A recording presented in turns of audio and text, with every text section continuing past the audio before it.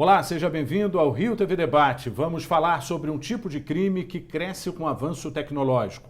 Em um mundo altamente conectado, os crimes virtuais podem acontecer de diferentes formas. Nós convidamos a vereadora Marielle Franco e o gerente de segurança da PSafe, Emílio Simoni, para discutir o assunto. Muito obrigado pela presença de todos vocês. A gente queria entender a que vocês atribuem o crescimento do crime virtual. Ele é bem polarizado, ou seja, tem diferentes formas, né, Emílio? Isso, tem várias vertentes, mas o objetivo final é sempre lucro financeiro. Já foi-se o tempo que o hacker queria status, queria fazer o nome dele. Hoje em dia o objetivo é dinheiro, eles querem dinheiro a qualquer custo. E isso é muito grave, porque são várias formas de tentar burlar o processo de segurança.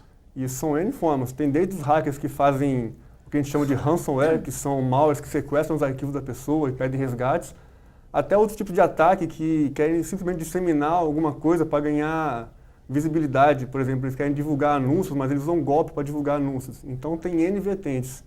E tem um agravante que o hacker ele é um cara criativo. O hacker brasileiro ele é muito criativo.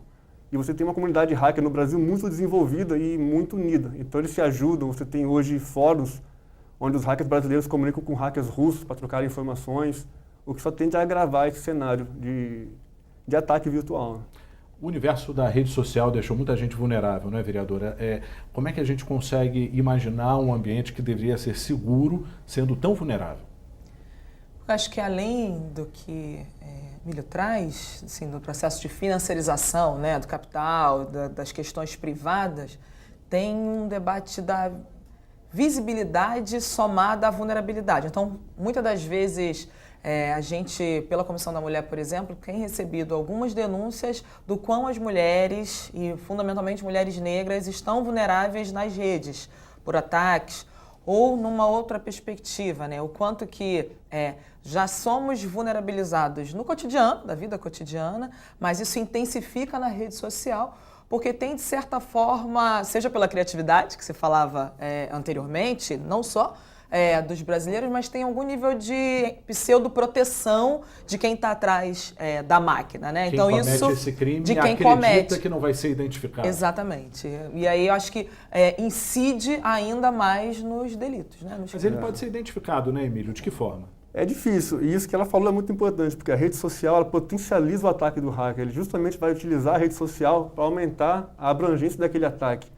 É por isso que muitas vezes o hacker foca em roubar a credencial de uma rede social, porque ela vai pegar o seu perfil, vai fazer o que a gente chama de impersonificação, vai utilizar o seu perfil para divulgar um ataque para os seus amigos, por exemplo. Ou então ele pede resgate? Ou pede resgate para não publicar coisas suas. Porque imagina o poder que não tem alguém usando a minha conta, mandando um link para minha mãe, falando para ela abrir, que aquilo lá é legal. Ela vai abrir na hora. Então a rede social ela potencializa muito o ataque do hacker, utilizando o que a gente chama de engenharia social. É muito fácil você enganar alguém que você conhece. Porque a pessoa não sabe que é o hacker que está ali atrás, ela acha que é um amigo seu ou um parente seu. Então isso potencializa muito a abrangência e o impacto de um ataque do hacker. Agora, a questão das ofensas nas redes sociais, enfim, contra mulheres, enfim, qualquer grupo social, é muito grave, né, vereadora? A gente observa que cresce com muita velocidade, né? As pessoas se tornam mais corajosas ou protegidas por trás do computador. Exato. Acho que tem o que a gente brincava ou já tinha nas escolas, né? Se a gente pega décadas passadas, né? Nossas infâncias, por exemplo, a gente infelizmente tem exemplos de mais visibilidade a partir das redes sociais e com o mesmo nível de violência. Pegando um pouquinho do ponto anterior da busca, né? Como se não tivesse como identificar. Acho que ao mesmo tempo que a gente tem o problema, esse é um problema do novo século, né? Se a gente está no século XXI e tem esses problemas, a gente também tem que enfrentar e se apropriar da própria tecnologia para a reversão desse quadro. E aí, nesse sentido, não defendendo o processo da punição, mas valorizando, por exemplo, a DRCI, a Delegacia de Repressão aos Crimes da Informática, que avança e minimiza esse fato das injúrias e das violências. Assim, os casos de maior visibilidade que a gente tem em termos de sociedade se aporta muito, se fundamenta muito nas atrizes, em linhas gerais, né? De uma perspectiva. Ou que tenha maior visibilidade, assim, os casos de estupros coletivos também, muitas das vezes, ou por áudio, ou por alguma foto, ou com alguma imagem que circulou, também são levados a própria DRCI, no caso também, quando é uma menina, a Delegacia da Mulher, ou a criança e adolescente, numa atuação conjunta, para que, apagou e desfez. Não, você pode investigar e chegar quem propagou aquilo ali. Enfim, acho que nesse sentido, acho que a gente aproveitar do século XXI para também, a gente fica mais vulnerável, mas também tem mais ferramentas para ir atrás, para identificar, né, e tentar resolver essa situação. A vereadora tocou num ponto muito importante, que as pessoas mais famosas acabam dando muito visibilidade. A gente tem aí a lei da atriz, né, da Carolina Dickmann, que é muito importante, mas a gente sabe que todos estão vulneráveis, né? Como se proteger, Emílio? Então, o principal problema é que é como se fosse sequestro. A pessoa acha que não acontece com ela, até que acontece, e aí ela tem que correr atrás do prejuízo. Nesses casos, o que acontece? O hacker, ele utiliza um ataque que a gente chama de phishing. Ele manda o link para a pessoa como se fosse uma página verdadeira, mas é uma página falsa, pedindo para ela colocar as credenciais dela. E aí o hacker consegue a senha, por exemplo, do Instagram ou do Facebook, ou qualquer rede social, e aí ele vai entrar naquele perfil e vai ter acesso a tudo que é foto da pessoa. E normalmente as pessoas usam a mesma senha para tudo, o que agrava um pouco mais, ainda mais o brasileiro, que não tem muita consciência de segurança. Então a gente tem uma série de ferramentas que ajudam na proteção, como ela citou, mas as pessoas, às vezes, elas acham que não precisam usar porque acreditam que não vai acontecer com ela. Então qual que é o passo a passo? Quais são essas ferramentas? Uma senha difícil é o primeiro passo. Isso. A gente não deve escolher nome de parente, data de nascimento, isso daí está um pouco claro, né? Mas como dificultar esse acesso de quem quer invadir? Então, isso é bem importante. O primeiro passo é ter uma senha de difícil adivinhação. O que é uma senha difícil? É uma senha que uma pessoa não consegue deduzir conhecendo suas informações básicas. Por exemplo, você não pode usar o seu sobrenome, sua data de nascimento, o nome do seu cachorro, o nome de um parente, porque o primeiro ataque do hacker é o que a gente chama de força bruta, que é sair tentando várias senhas que ele acha que você pode usar. O segundo passo é usar senhas diferentes para contas diferentes. Por exemplo, uma senha para e-mail, uma senha para rede social, uma outra senha para banco. E aí isso vai dificultar um pouco, porque hoje o cenário é o contrário. A pessoa, para não ter dificuldade de memorizar várias senhas, ela utiliza a mesma senha para tudo. Justamente. Então, a senha do e-mail é a senha do Facebook, que é a senha do Instagram, que é a senha de login do computador. Então, o hacker quebra uma senha, ele tem acesso a toda a sua vida praticamente, porque ele consegue logar em qualquer serviço seu. Mas como que a gente consegue identificar que essa página realmente é um caminho para um vírus ou uma coleta irregular dos meus dados? Por exemplo, porque a gente observa ali, tem a imagem de um site de vendas. Como é que a gente consegue ver isso? Então, simplesmente olhando é muito difícil, porque elas são feitas para te enganar. Então, elas são cópias perfeitas da página original. O que a gente poderia dizer é que uma promoção muito mirabolante, um valor muito abaixo do normal, é de se desconfiar. Mas muitas vezes não tem como você saber se aquilo é realmente uma promoção verdadeira ou falsa. Então a gente fala que tem que ter um cérebro eletrônico, tem que ter algum tipo de software, algum tipo de ferramenta, de tecnologia que vai te ajudar a te proteger sobre esse tipo de coisa. Porque é difícil distinguir uma página verdadeira de uma falsa. Às vezes você olha, tem um cadeado de segurança, tem criptografia, tem tudo certinho, mas é uma página falsa, é um clone exato da página original. Então o cérebro eletrônico ele vai te ajudar muito nisso. E desconfiar, se uma televisão custa R$5.000 e tem um link que chegou por e-mail por R$1.000, tem alguma coisa estranha. Se alguém está compartilhando por WhatsApp um link com você falando, compartilhe esse link com 10 amigos que você vai ter R$2.000 de desconto numa televisão. É algo de se desconfiar, não é algo que uma grande marca faria no seu dia a dia. Então é algo assim difícil de explicar, mas seria essa a dica. Se está bom demais para ser verdade, desconfia, porque o hacker ele é oportunista, ele vai querer tirar proveito da situação. Essa situação de vulnerabilidade pode inspirar o legislativo, vereadora? Pode e deve, né? Eu acho que a gente tem responsabilidade nessas novas formas, nessas disputas simbólicas e objetivos. E não pode ficar a cargo só de uma melhor performance de uma senha, né? Se você vai botar o nome ao contrário, ou da desconfiança. A gente vive numa sociedade dentro do Estado que precisa intervir, que é regulador, que precisa mediar. Então, se a gente tem hoje esse nível de vulnerabilidade, tem que expandir. Então, não só a lei que a gente já citou da Carolina Dickmann, não só outras legislações, mas o acompanhamento dessas. Acho que o legislativo pode, por exemplo, incidir no que a gente já vem aperfeiçoando, né? Antes era brincadeira, chacota, depois virou bullying, que também muito se faz pela internet. Anteriormente, o próprio debate sobre o racismo ou da democracia racial que o Brasil vive, e a gente vê que por trás dos computadores, né, por trás das TVs, muito se faz incidindo exatamente no crime de racismo. Então, a legislação precisou pautar para avançar. A gente apresentou com o vereador Tony um acompanhamento de um projeto que fala sobre a Baleia Azul, que é um novo momento para a juventude, com vários desafios, com várias etapas. Primeiro para pautar o tema, né? Acho que é nesse sentido da comparação que eu faço com o bullying, das brincadeiras, porque a gente percebe que isso pode levar, por exemplo, a suicídio.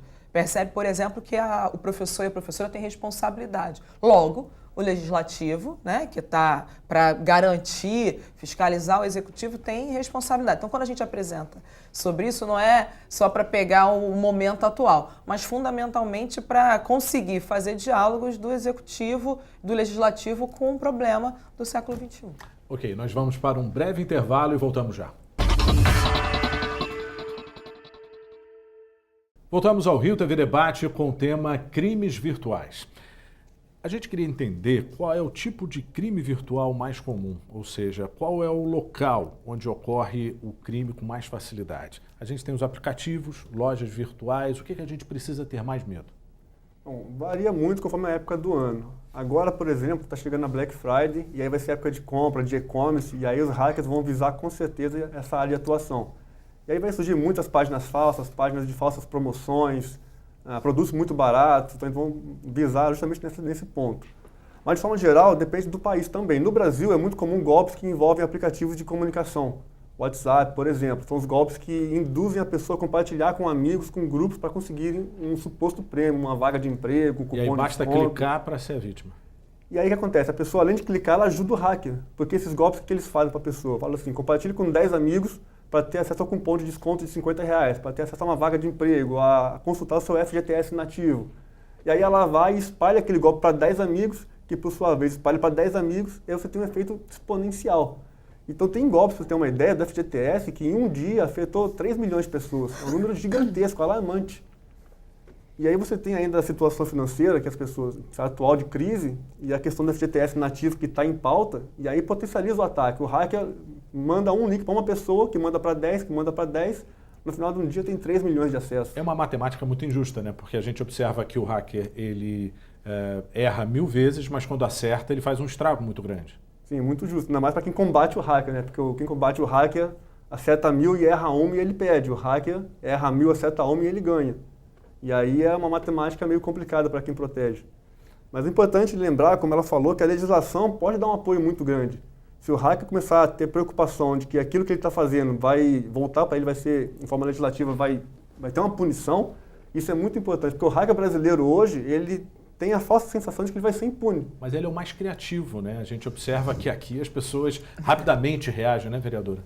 Acho que reage porque está buscando o tempo todo alternativas, não dentro da ilegalidade. Sob hipótese alguma, é essa que a gente vai defender. Agora, a criatividade pela legalidade é algo fundamental. O que a gente pode e precisa, eu participei agora recentemente de um curso chamado Hacking Cívico, organizado pela PUC e por esse novo boom de TI, da tecnologia da informação. Então, pegar disponibilidade, criatividade, a disposição dessa juventude e esse nosso momento do século XXI, exatamente pensando em novas propostas, em aplicativos que te dê mais segurança, em orientação, por exemplo, para as mulheres vítimas em algum nível de vulnerabilidade, segurança, por exemplo, no transporte público, maior participação do legislativo a nível de região metropolitana, não era nem só aqui o município do Rio de Janeiro, no sentido de acompanhar, fiscalizar, ter acesso ao vereador, que eu acho que também é um outro lado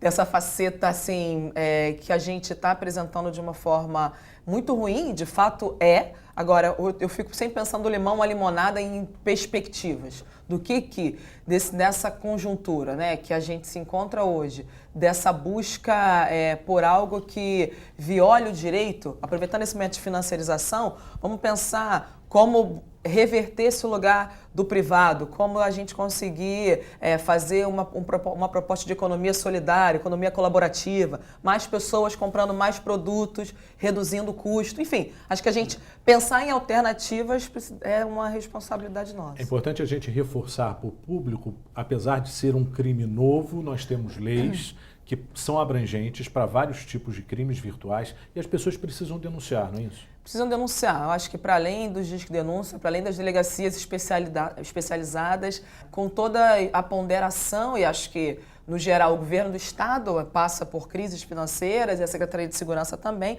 mas a Delegacia de Repressão ao Crime de Informática tem cumprido um papel que, para mim, foi fundamental, como eu falei no bloco anterior, com relação ao estupro coletivo. Por exemplo, foi fundamental para conseguir chegar, identificar e, mais do que punir quem tinha cometido, era garantir que ele tivesse alguma incidência, alguma sanção para a proteção da mulher. Então, eu acho que se a gente tem legislação que garanta o direito, agora a gente precisa que o Executivo faça esse cumprimento. A punição ainda é muito branda diante de um crime que pode mudar a vida de uma pessoa, ou seja, expor uma pessoa com fotos que não são autorizadas, de ambientes reservados, a própria discriminação racial, as ofensas que aumentam bastante na internet, ou seja, a gente precisa ainda ter punição mais rigorosa para evitar essas pessoas que acreditam um pouco na impunidade, estão atrás do computador, não acham que vão ser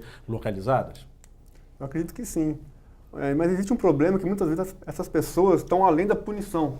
E tem um exemplo que visa muitas mulheres, por exemplo, que são os scammers nigerianos. O que são os scammers? São pessoas, normalmente da Nigéria ou da região da África, que entram em contato com mulheres brasileiras, fingindo se passar por americanos, viúvos, bem-sucedidos, com o intuito de extorquir essa mulher no futuro. E isso tem crescido muito aqui no Brasil. Ou seja, essa possível vítima, numa crise de carência, acaba acreditando que aquela pessoa do outro lado da tela é um possível relacionamento, é isso? Isso. E aí o que acontece? Aí ele começa a manter um relacionamento ali virtual, mandando fotos, todas de outras pessoas. E aí chega um ponto que ele fala, vou te mandar um presente para te mostrar uma prova do meu amor. E aí pede o endereço, pede alguns dados, e aí finge que mandou um presente, e aí depois fala que o presente ficou parado em algum ponto ali do transporte, que precisa de dinheiro para poder mandar. E aí chega um momento que ele, quando ele vai ter fotos, algumas coisas mais confidenciais, ele passa a ameaçar a sua vítima e revelar a sua verdadeira intenção. Então esse é um tipo de ataque contra a mulher, que ela começou a comentar, que tem um impacto muito grande e é muito prejudicial. Inclusive, está surgindo alguns movimentos de mulheres brasileiras para combater esse tipo de ataque. Elas se juntaram, criaram um grupo para identificar esse tipo de pessoa que a gente chama de scammer, que são pessoas que têm o objetivo de enganar mulheres para causar prejuízo financeiro. Ou seja, esse tipo de crime, ele às vezes é subestimado, né? Ou seja, ele é muito mais abrangente do que a gente imagina. Totalmente. E o prejuízo é enorme na vida de uma pessoa. E como que a gente consegue reverter essa situação? Quais seriam as soluções para um problema como esse, além da sua proteção pessoal? Por favor. Eu acho, Sérgio, que a gente... não vou cansar nunca de repetir toda vez que tiver essas oportunidades. A gente debater o tema, apresentar isso. Eu, por exemplo, não conhecia os scammers que você falava. Conhece em linhas gerais, né? Não um grupo específico de uma certa região. Ações de quadrilha, né? São grupos, né? São grupos. Pois é, então a gente ampliar o conhecimento e compreender também que não é possível deslegitimar ou desqualificar no momento que a vítima ou que as vítimas procurem solução e alternativa. A gente ainda está, né? O tempo todo a gente tem que lembrar qual é o momento, qual o século, aonde que a gente vive. A gente ainda está numa situação que muitas das vezes a busca por essa não naturalização é vista como mimimi, como Sim. vitimização, como processo de, isso é assim mesmo, a responsabilidade da mulher. Ué, mas você mandou foto, né? Como se não tivesse toda uma engenharia, Sim. como se isso não tivesse... É o que a gente chama de engenharia social, né? É uma engenharia por trás que visa enganar a pessoa. Não, eu fico muito feliz de ouvir e de aprender com você nesse sentido, porque a gente ainda tem, e aí assumindo uma responsabilidade dentro da Casa Legislativa, de homens que podem olhar essas ações e falar que a responsabilidade é da mulher. A culpa talvez seria dela, né? Que as pessoas levantam sempre na questão do abuso sexual, ou seja, a mulher deu essa liberdade, enfim, há um preconceito muito culpa, grande. Né? Você mandou foto, você abriu as suas redes sociais, você abriu a sua casa, assim. Eu não vou lembrar exatamente qual é o nome do programa, mas acho que é alguma coisa Karen Fish. Tem um programa internacional que também agora ele tem uma atuação nacional. Eu só lembro do professor porque foi professor da minha filha, Ricardo Gadelha. Mas que eles vão em busca dessas mulheres que foram vítimas. No geral, tem a ver com os relacionamentos afetivos, onde o cara se coloca como um príncipe e não é aquela pessoa. E aí vai desvelando, vai conseguindo chegar até ali, mas tudo começa a partir dos relacionamentos virtuais e agora eles procuraram para a gente pensar como incidir via Comissão da Mulher, que vai ser uma próxima etapa. Perfeito. Nós vamos fazer mais uma breve pausa e voltamos já.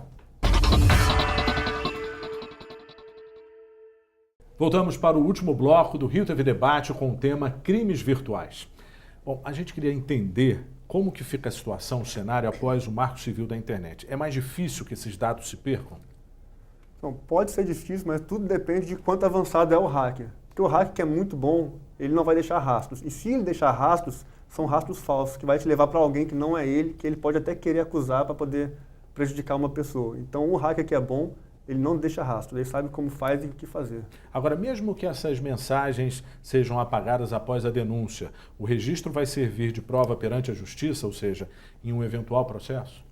Serve de prova. Existem uma série de legislações específicas para esse tipo de crime, como a prova deve ser assinada digitalmente, cada um no seu devido contexto. Mas hoje existe e acredito que só está evoluindo esse tipo de legislação no Brasil. Porque para garantir a segurança de uma pessoa, o ideal seriam 3 pilares. A legislação é um deles, tem que ajudar. O outro é a conscientização da pessoa, ela tem que ter acesso à informação, saber o que existe de ameaça. E o terceiro, ela tem que ter tecnologia que protege ela, porque é humanamente impossível você se preocupar com tudo que acontece. Porque o celular, por exemplo, a sua vida está no celular. É rede social, acesso a banco, foto, contato. E como você vai proteger isso tudo? Tem que ter uma tecnologia para proteger isso tudo. Os hackers eles estão se modernizando a cada vez mais, né? A gente sabe que hoje a vida está dentro do celular, né? Então, assim, eles não atacam mais o equipamento do PC ou do notebook, eles já estão mais desenvolvidos e estão desenvolvendo estratégias para invadir o celular, é isso? Isso, eles estão migrando para o celular. Para você ter uma ideia, só esse ano, ataques bancários, que a gente chama de phishing de banco, focando no celular, cresceu 300%. Eles triplicaram esse ano. Por quê? Porque as pessoas passaram a utilizar mais o celular para fazer aplicações bancárias, transferências bancárias. Então, os hackers, eles vão onde tem dinheiro. Se as pessoas estão migrando do desktop para o celular, os hackers vão atrás. E de que forma a sociedade pode se proteger, de uma certa forma? A gente sabe desses cuidados básicos, né? Mas como que a gente consegue ter uma vida normal diante de tanta ameaça? Tem os hackers, tem os haters, não é isso? Como é que a gente vai se livrar disso? Acho que pegando um pouco desses 3 pilares que você traz, e aí se aproveitando desse lugar, né, para a gente conseguir falar da legislação, não é menor, o que a gente pode avançar ainda, e acho que aí colocar o mandato à disposição e a gente pensar formas dessa incidência e que o próprio executivo, que tem que prestar, por exemplo, transparência, mas também tem que proteger o seu servidor ou cidadão. Então, esse é o meio do caminho, né? Onde tudo é mais visível, hoje está tudo muito mais colocado, mas ao mesmo tempo o lugar da proteção não pode nos vulnerabilizar. Então, tem o debate da legislação. O outro é o da conscientização, que você traz bem, que, mais uma vez, não pode ficar a cargo apenas do indivíduo. Se o acesso à informação é algo que baliza, né? Ter senha ou não ter senha, qualificar a senha, estruturar melhor, mesmo nessa vida corrida, quais são os elementos de onde você circula, de onde você acessa, né? Não entrar naquele, não clicar em qualquer link. Isso precisa ser dialogado. Acho que a gente pode pensar nas intervenções a partir de campanhas, por exemplo, para conseguir avançar. Acho que não é natural, por exemplo, você passar correntes que diga ganhe R$50 se você passar para 50 amigos, né? Enfim, que tem alguma coisa a ver. Questionar sobre isso em tempos de desemprego e crise é algo que a gente precisa ter acesso à informação para fazê-lo, senão, infelizmente, cai no golpe. Agora, o Brasil é um campo minado na área virtual, na sua avaliação, porque a gente observa que lá fora os bancos não têm tantas formas de impedir o acesso. E aqui existem várias, mesmo assim nós somos vítimas. Se tem uma coisa que o brasileiro pode se orgulhar é do nível tecnológico da área bancária. O Brasil é o país com a área bancária mais evoluída do mundo. Por quê? Porque é onde os hackers mais tentam roubar. Então a gente tem proteções aqui que não existem em outros países. Em outros países você põe seu usuário, sua senha, você entra e faz transferência bancária. Aqui no Brasil não. Você tem que pôr seu usuário, sua senha, o seu computador ele é cadastrado, o seu usuário, o seu padrão de usuário ele é cadastrado. Então, vários guardiões, né? Você tem que ter guardião de tudo que acontece. E ter sorte. Sorte. A gente tem o jeitinho brasileiro que é famoso, né? Então imagina um hacker usando o jeitinho brasileiro para cometer a fraude. Agora, como que eles avaliam uma possível vítima? Então, depende de qual o tipo de ataque. Tem o ataque direcionado e tem o ataque em massa. O ataque em massa, o hacker dispara para milhões de pessoas, por exemplo. Ele vai mandar SMS para 10 mil números de celulares, falando, clique nesse link aqui para cancelar essa conta, se não foi você que fez. Mas como ele chega ao meu perfil ou ao meu e-mail, ou seja, eu acesso de repente mais páginas perigosas, pode ser isso? Então, muitas vezes eles invadem lugares que tem vários e-mails cadastrados, serviços que tem muitos e-mails cadastrados. E aí, nesse caso, ele pega essa lista de e-mails, ele não sabe que é sua, mas ele tem uma lista com 1 milhão de e-mails, e aí ele dispara o ataque para esse 1 milhão de e-mails. Esse é o ataque distribuído, ele não é focalizado em uma pessoa. E tem a outra vertente, quando o hacker ele conhece uma pessoa, ele quer atacar ela com um objetivo específico. Ou pegar dados confidenciais, ou ter acesso ao seu trabalho. Muitas vezes ele foca num cara porque ele quer acessar a rede de trabalho dele. Então ele vai te mandar um vírus para você abrir no seu computador de trabalho, para ele ganhar acesso à sua rede de trabalho para obter informações confidenciais. E aí ele consegue migrar para outros ambientes. Isso, aí ele vai migrar para a sua rede interna. O que aconteceu, por exemplo, com o WannaCry, que foi um ransomware que ficou muito famoso, que aconteceu mês passado, que infectou milhões de máquinas no mundo todo. Por que ele teve esse nível tão alto de infecção? Porque ele infectava uma máquina na rede e aí ele usava uma vulnerabilidade da rede para infectar outras máquinas naquela mesma rede. Então eu no meu trabalho recebi aquele vírus, eu abri, a minha rede tem computadores vulneráveis, todos eles vão ser infectados por esse ataque. E com isso ele infectou milhares de máquinas no mundo todo. Então junta a questão da conscientização, a pessoa abre coisas que ela não sabe de onde que veio, normalmente por curiosidade ou porque tem uma engenharia social muito forte, é muito verdadeiro aquilo que ela está vendo. Ou então ela não tem atualização, como ela acha que ela está segura, ela não aplica atualizações, não se preocupa em fazer cópias de segurança, porque ela acha que aquilo nunca vai acontecer com ela. É igual sequestro ou assalto. Até acontecer com você, você acha que nunca vai acontecer, não está suscetível. Já aconteceu contigo, vereador, em algum momento? Não no debate da financiarização e desse campo mais privado, mas eu sofri ataques virtuais, né? Acho que algum deles, agora recentemente eu fui para Brasília, na atividade do PSOL, e fui revistada e coloquei isso na rede, sendo que eu fui revistada inclusive no cabelo, e além de vários comentários grosseiros, mas um chamou assim, a atenção, que era assim, isso que dá quando Matuta quer sair da favela e não sabe viajar, enfim, né? Responsabilizando a vítima, né? nesse lugar. E outro dia, recentemente, eu recebi, com todos esses cuidados que a gente tem, né? Celular cadastrado, e-mail que não é o mesmo, que é o outro. Recebi um informe, assim, até tirei um print para trabalhar com a equipe, de que mudança de senha, solicitação de mudança de senha. E aí eu entrei em contato direto, não era nem a equipe, nem eu estava tentando mudar a senha. Então, a gente vê ali colocado, objetivamente estavam tentando entrar numa das redes sociais. Isso é importante, que é o tipo de golpe mais comum que tem quando o alvo é bancário. É mandar esse tipo de mensagem para a pessoa clicar achando que tem que atualizar a senha, na verdade é o hacker pegando a senha dela. E às vezes você não tem nem conta naquele banco, né? São vários bancos que eles copiam e mandam para você. Justamente porque é um ataque distribuído. Ele manda em quantidade, mas não sabe quem é o alvo. Mas ele vai acertar. Sim, 1 milhão de pessoas, umas 10 que acertar, o hacker já faz muito dinheiro em cima disso. Porque o que ele faz? Ele entra na sua conta, pega o máximo de empréstimo, o máximo de transferência, o máximo de limite. Então, uma pessoa que tem uma renda baixa, por exemplo, se somar isso tudo, dá um valor considerável, não é um valor pequeno. E se o hacker dá a sorte de pegar uma empresa, por exemplo, dá um prejuízo de alguns milhões. Então, quando o alvo é bancário, a gente está falando de montantes muito grandes. Basta o hacker acertar uma vez que ele pode tirar férias por um bom tempo. Bom, vamos fazer então essa rodada de considerações finais, começando com a vereadora. Agradecer novamente, acho que a responsabilização do Legislativo, do Executivo, para a gente ampliar essa tomada de consciência do século XXI, né? Tecnologia da informação, acesso à informação, e principalmente nos casos, né, de racismo na internet, nos crimes virtuais, pegando mais essa abordagem, ou da vulnerabilidade da mulher, entender que não é a vítima a responsável. A mudança dessa perspectiva para a sociedade, aí o Legislativo tem responsabilidade, não pode dizer que é mimimi, tem que incidir sobre essas pautas, é fundamental para a gente avançar e aí não ter nem hacker, nem hater. E tem que denunciar. Tem que denunciar, tem que buscar os seus direitos. Sua consideração final, amigo. O primeiro delas é usar senhas mais complexas, não usar palavras fáceis, usar coisas que dificultem a vida do hacker, desconfiar de algo que é bom demais para ser verdade. E, acima de tudo, tem que ter uma ferramenta de segurança, porque é muito hacker querendo te roubar, querendo ganhar em cima de você. Então, um cérebro eletrônico vai te ajudar muito em cima disso. E desconfiar sempre? Sim, desconfie sempre. Por mais verdade, mais que seja bom, desconfie sempre. Qual que é a sua estratégia, você que é um especialista? O que você usa para você? As senhas de nome e número funcionam? Ajudam? Só uma consultoria rápida. Final. O ideal é usar um gerador automático de senha, que ele vai gerar uma senha bem grande, e aí você utiliza aquela senha que é mais difícil de dedução. O hacker não vai conseguir utilizar tentando deduzir a sua senha. Se eu não tenho essa capacidade tecnológica, eu boto o quê? Número, letra, Cria uma sinais, frase. arroba? Você pode criar uma frase grande, e aí você pode trocar as letras por números. Uma frase grande vai te ajudar bastante. Então fica o dever de casa para todos nós. Maravilha. Né? Muito obrigado pelas dicas. Obrigado. E o Rio TV Debate fica por aqui. Até o próximo encontro.